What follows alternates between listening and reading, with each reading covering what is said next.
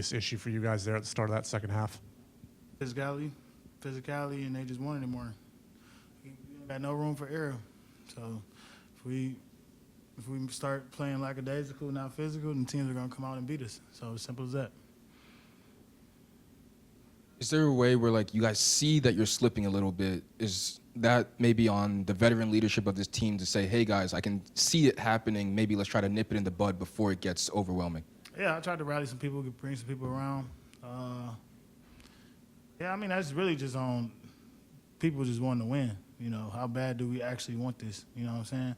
It's like, we could talk all we want, but when it comes down to game time, team being physical, as a playoff team, they made the playoffs multiple years in a row. They know what it takes to win, and we still trying to figure it out. So we got to come out with more sense of urgency. Shit, the whole game. We got to play the whole game. Ray also said, you know, sometimes when those shots are falling, it seems like you guys take the foot off the gas pedal a little bit. What can you guys do in order to be like, hey, we have to make sure that we keep this same intensity throughout the 48? I mean, we always got to just stick to our defensive principles, like talking on defense. That's when we're at our best, when we're getting stops, getting out in transition, and we just got to remember that. Our offense is, you know, we got players that can put the ball in the hole, but we got to focus on defense if we want to win. Yeah, what is the actual thing on defense that's not happening for you guys right now? What is the thing you got to improve upon to get to where you want to get to on that side of the ball? We're not talking enough. And teams is being physical with us, and we're not being physical back. And that's the end point. We got to be more physical. I know for you, you know, your offense hasn't been probably what you wanted the first couple of games here, but you had 30 points tonight. What was different for you tonight out there to get your rhythm going the way you want to in offense? Not thinking, just playing. Being aggressive from the jump. Miles, seems like,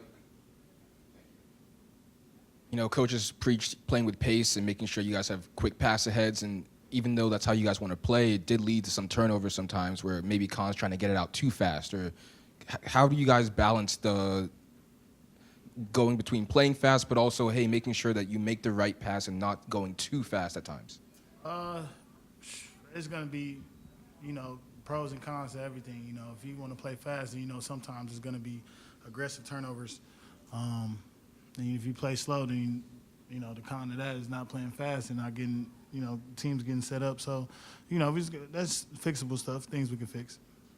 Starting five tonight, Coach went with Colin and LaMelo in the backcourt for the fourth time this year. What are you seeing with that tandem in the backcourt when they start together and starting unit for you guys, that starting five? Is that any different when starting three rookies or the unit when you start Brendan Miller? What are you seeing with that start lineup that you guys have right now with, you know, Colin and Melo in the backcourt together?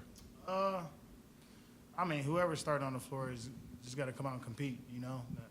I know Colin's going to bring it out every time he plays, and I know who started last time, Sion, I know he's going to bring it every time he plays. So, and I don't think those guys are really worried about the starting lineup. It's about, you know, who's playing the right way, who's ready to compete. That's all we need to worry about. Like, you know, the lineup's going to take care of themselves.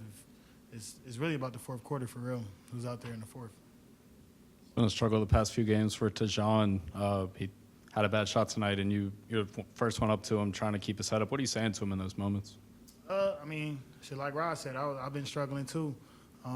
So I know how that feels. And, you know, for me as a vet to see my young guy, you know, down on himself, you know, that means the world to him. You know, so I'm going to continue to do that, continue to keep his head high. You know, he's young too. So you got to talk to the younger guys all the time.